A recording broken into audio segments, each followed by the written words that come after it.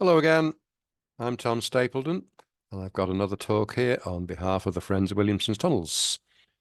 Um, these series of talks have all been given at the monthly members meetings of the Friends of Williamson's Tunnels on Zoom.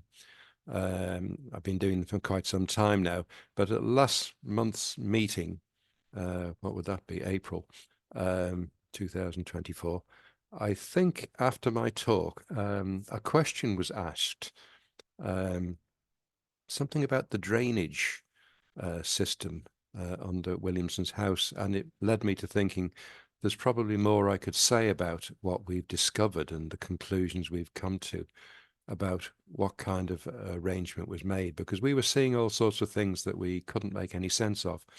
But as we've uncovered them, I think they've made more sense to us. So I'm going to do a little talk about what we found and now what we think we believe it to be. We can't be sure of anything really, but we have to make guesses, or educated guesses, I suppose, at what we're looking at with Joseph Williamson's underground world. And it doesn't always make a lot of sense to us. Anyway, some thoughts here on uncovering part of the drainage system underneath Williamson's house. This came about over a couple of years while we were excavating. I think it was 2017 and 2018, possibly into 2019. We were emptying out below ground at the house site, and in particular, the biggest job was the banqueting hall. But that, of course, led us on to discover another chamber right next door, which I've spoken about before in my talks, and that was the magnet chamber. And between those two chambers and the things that are going on in there, we've evolved our thinking about what it was we were actually looking at. So I'm going to start here. Going back to about 1997, FoWT had got going and been in operation for a couple of years. Started to research everything we could find out about Joseph Williamson and his underground world. And we became aware somehow or other that there was a very large and interesting structure hidden away underneath a garage building in Mason Street. That was the premises of PM Williamson's, who had taken over a piece of land where Williamson's house had stood. That was 40 and 42 Mason Street, and the house next door to it, number 44. So PM Williamson's had bought up the two properties and the land behind, and they bought them in 1930, right at the beginning of 1936, and I believe they immediately demolished the two properties, just leaving a bit of the frontage of Williamson's house and a few side walls, and everything else disappeared. It all got sent down below, or as much as possible they could bury in open underground spaces that they knew were there, and concreted it over, and it became the floor of a very large garage building. They eventually covered the whole plot with buildings. And of course, they were in operation there until the 1970s, and then another business took over. They were eventually a tire business, I think, T Hill and Co. And they were there until the mid 1990s. So there was all sorts going on underground there on the Williamson house site, but all lost and hidden underneath this garage building. And of course, nobody got to go in there. Nobody got any chance of going anywhere near it unless they were very, very lucky and asked permission from Mr. Willie. Excuse me, which didn't happen very often. But in 1997, the garage building had become derelict and vacated by the last occupier. And at that point, our people were really a bunch of urban explorers who went looking. And I think they must have been walking down Mason Street one day and just happened to be carrying a couple of ladders and up and over a high gate down inside the building, and discovered that there were a number of holes in the ground in the garage floor, probably with steel plates over them, which gave access to the underground structures under there. And it had all been used as a dumping ground for many, many years, as all of Williamson's structures had been. But they managed to get down into what we now call the Banqueting Hall. I think it had been given that name years before we ever got going. I don't know who named it, but it was named after a story about a possible banquet that Joseph Williamson threw for his rich friends. And we didn't know whether to believe anything of that story or not, but he got the name and it stuck. Now, in this photograph here, these are some of the first explorers to get down inside there. And they're standing at the very top of a feature that we call the Gothic arch, which is high up in the side wall of the banqueting hall. The top of that arch there, lovely, lovely bit of brickwork. The top of that is right up close to the roof of the banqueting hall. And above there to the left, they've come down 2 ladders, I think, down a shaft which is about 15 feet up to the surface. And they've come down over piles of rubble, slithered down, and then from there, there's a massive slope of spoil running down to a much lower level in the banqueting hall, and this is it. They've come down from up there somewhere, come down into the main part of the banqueting hall below. And this is sort of what it looked like in the very early days. Massive pile of soil which went right up to the roof at this near end, which is closest to Mason Street. And at that time, the way they came in was probably the only way to gain access to the banqueting hall. It was certainly the easier of 2 ways in, but it wasn't very convenient, and clambering over piles of rubble using ladders and slithering down, and probably a lot harder to get out. Not too long after this, we discovered a way that was to become easier once some material had been moved around. So this is what the banqueting hall looked like in those early days, 1997 onwards, I think, when our people were first getting in. And by 1999, Liverpool City Council had taken over the site. They demolished the old garage buildings, put a secure fence around the property, and at our request, they put steel hatches with padlocks on the 4 entry points that gave way to stuff that lay below ground. We wanted that doing really to protect it from vandals, even though it meant we couldn't get in either, except when we applied to Liverpool City Council for permission to have the keys on a temporary basis. So this Gothic arch is high up there in the roof of the main banqueting hall, and all this rubble stayed there for many, many years. Very much like that. We occasionally got permission to go in, get the keys from the council a couple of times a year and bring some of our members down who all wanted to see what it was we discovered, but it wasn't a very friendly place. This feature here we call the gash. This became the main way in. After a very short time, we made it possible to get down here rather more easily than trying to clamber down this lot. And it stayed like this, pretty much, not a friendly place at all to take visitors, hardly anywhere where you could stand without risking toppling over on piles of rubble. But in 2013, we asked Liverpool City Council for permission to have a bit of a dig on here. First time we'd done it, really. And we made out that we just want to make it safer for our members. We asked if we could pull some of this material down and spread it around over the floor to leave a sort of a reasonably level area. We really wanted to see what was in there, what lay below this. Was there a stone staircase or what? But we made out it was on health and safety grounds that we wanted to make a level standing place for visitors. So after a lot of fuss, Liverpool City Council finally granted us permission to have, I think it was just 5 days in which to have the keys, go in, bring material down. They made us jump through hoops, had soil samples taken. We had to wear harnesses. We had to wear face masks the whole time. We couldn't take any soil out at all. We were just allowed, I think, to take some of the big lumpy bits out, bits of metalwork and things like that dumped down there by the garage people, but not much else, and just bring it down and level it off. So this is at some point during that dig. I think it was in November of 2013, and we're starting to pull the material down out of the Gothic arch here. And up there, that's me there on the ladder.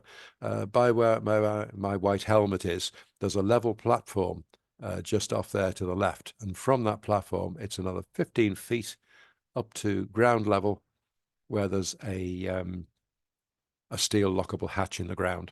And we took some of the big bits out that way. And all the rest we were bringing down by bucket, laddering it down as we had to from the top of this area and spreading it around on the main floor. And this is what it ended up looking like after our week's work. We spread a lot of material around. So this floor here now is higher than it was, but at least it's easier to stand on. This is one of Chris Iles's super pictures, but it's taken with a very wide angle lens, which distorts the shape. The banqueting hall is actually much taller and thinner than this, but the wide angle lens allows you to get in the whole area left to right. We were all, I don't know whether we were allowed, but we did actually take a bit of material down off the top of there so people could, you couldn't stand on the top, but you could crouch on the top there and take a photograph looking back. But other than that, we weren't allowed to do much more. Now, in that Gothic arch, when we started digging it out, right up at the top there, we discovered a couple of drainage channels had been cut out of the raw sandstone. That's one of them, straight ahead, looking into the back of the Gothic arch.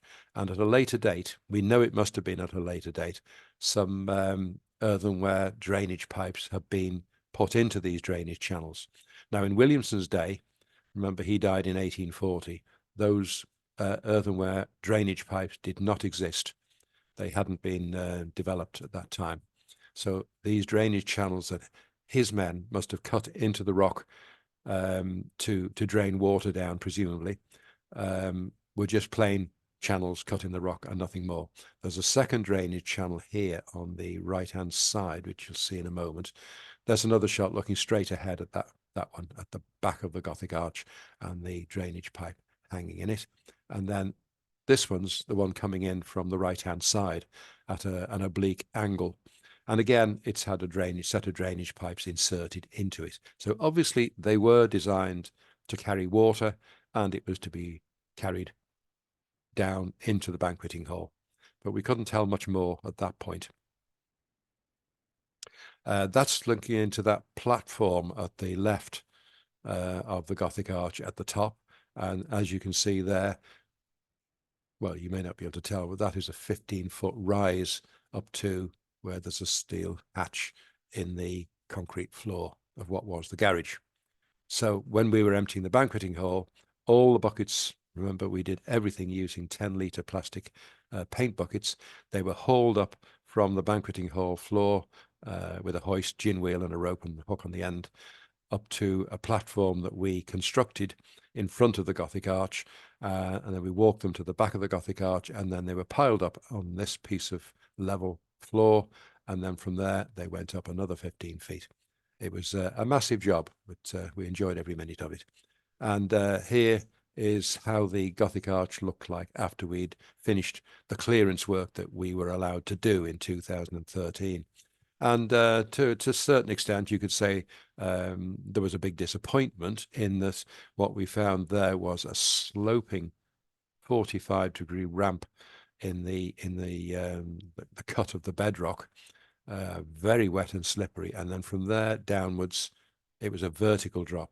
So no steps had been cut into this feature. So it was never intended to be used for people to climb down into the banqueting hall and out again.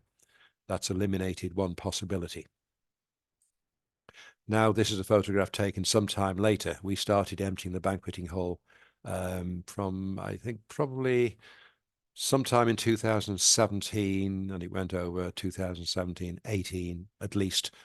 And at this point, we've erected our scaffolding structure over the Gothic arch. Gothic arch is behind there. And we had to do that because it was necessary to haul the buckets out. There's a hoist above there, gin wheel up there, and the buckets were all hauled up to the next level platform that we constructed there, wooden platform, into the Gothic arch. And at this point, we've reduced the spoil level in the banqueting hall quite a lot, I think. but you can't tell how much there is still behind the cameraman. But at this point, we're starting to see something appear that we weren't expecting. We thought we'd found a plain stone floor at the base of where the quarrymen decided to stop taking the stone out, but it turned out to be something rather more complex than that.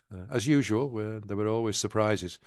That's a photograph taken on the platform that we constructed in the Gothic arch, looking from the back of the Gothic arch, where those drainage pipes are, looking out into the banqueting hall. And there's the gin wheel with the rope, hold the buckets up here.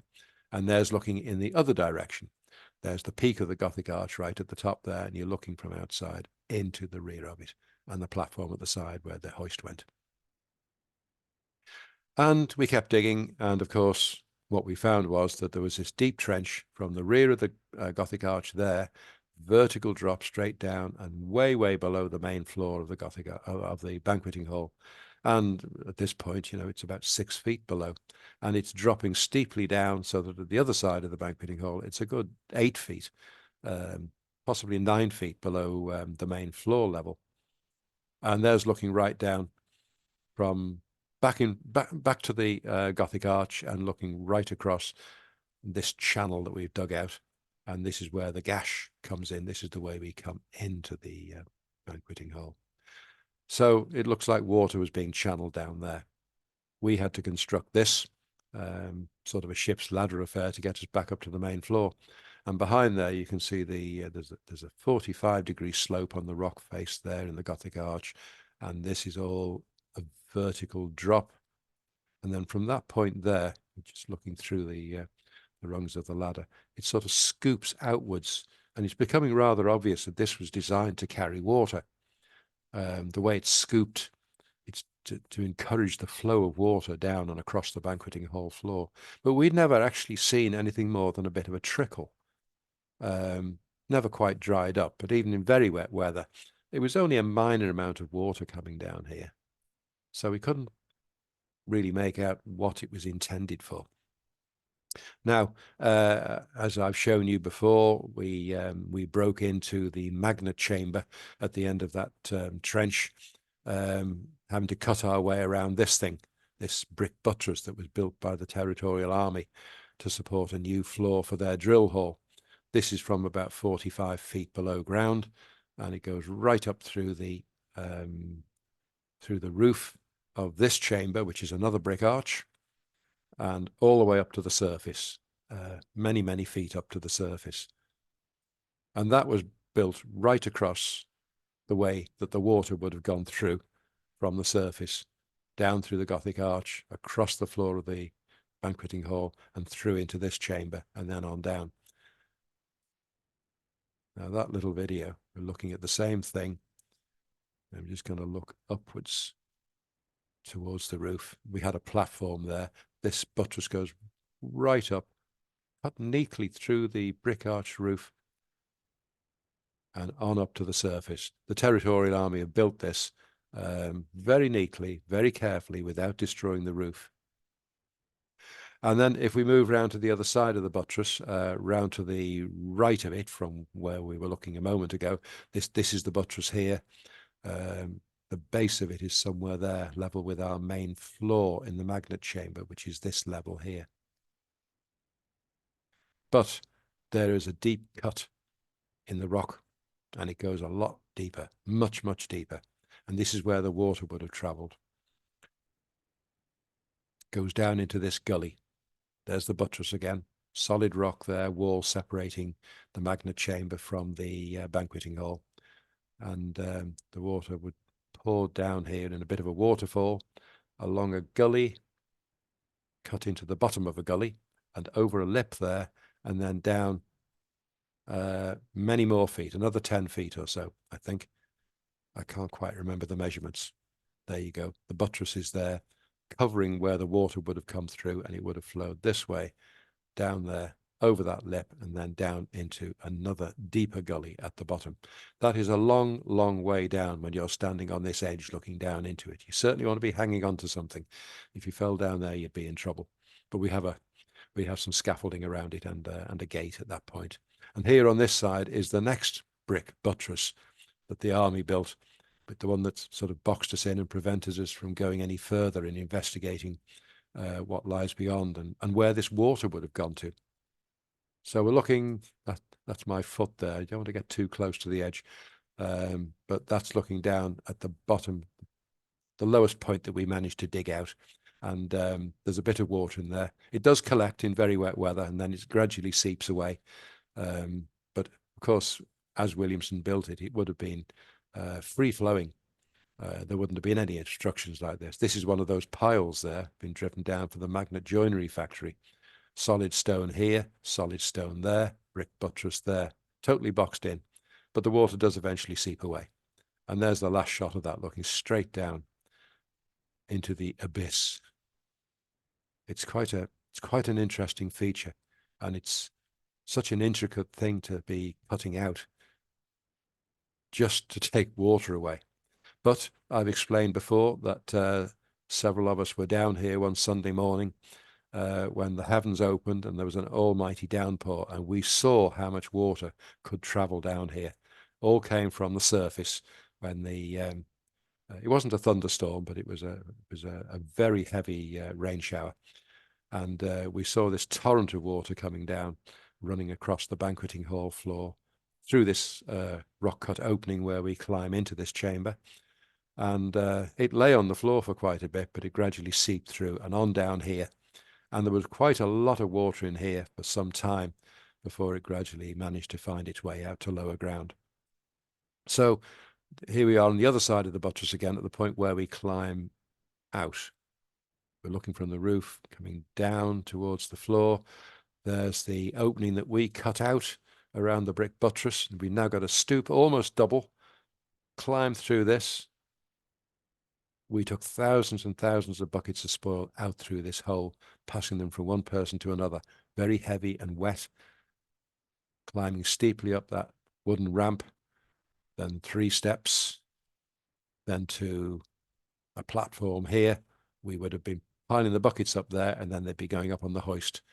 Now you're looking through the ship's ladder to the rear of the Gothic arch again, and this is where